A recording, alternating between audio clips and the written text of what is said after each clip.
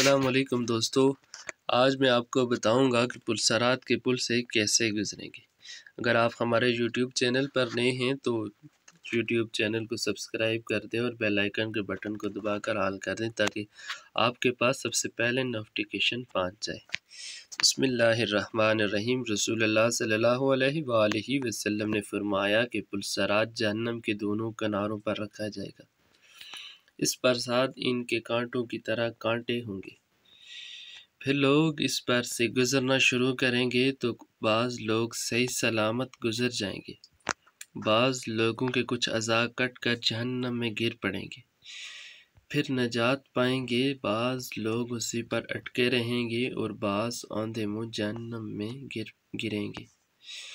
اللہ پاک ہمیں پرسلات کے پل سے آسانی کے ساتھ گزرنے کی توفیق عطا فرمائے، کیونکہ ہم حضور صلی اللہ علیہ وآلہ وسلم کے امتی ہیں اور ہمارا ایمان ہے کہ ہم پرسلات کے پل سے آسانی کے ساتھ گزریں گے۔